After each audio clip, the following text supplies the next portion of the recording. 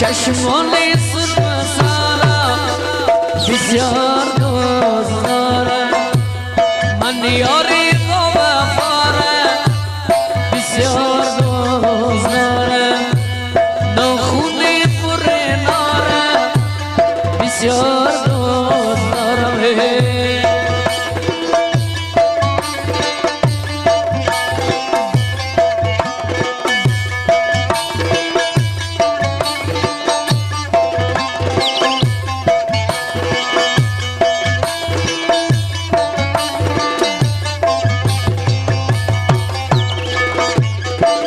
مرغولای کوکو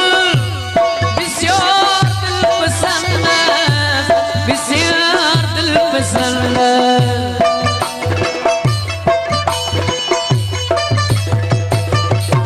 مرغولای کوکو بسیار دل پسند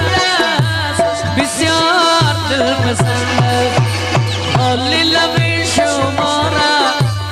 بسیار دوست دارم ناخونی پر ناره بسیار دوست دارم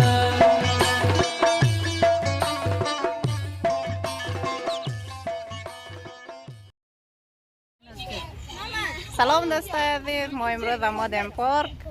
باز انال مده شما این دفعه کت خانماییم، فقط خانمایم دیگه بچه های رزرد شما نشان میدم مرزاد خب زنا را نشان نمیدم سفره را نشان میدم خب این کوکویه این چپلی کبابه این هم قابلیه او هم دوباره کوکویه این هم دیست نازنینه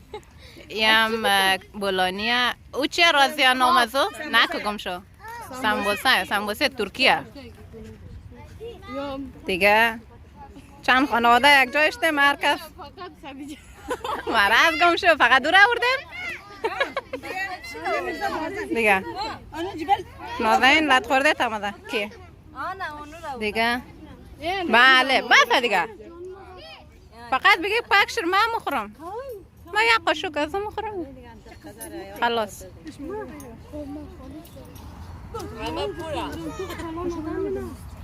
اینا بچه ها اشته اینجا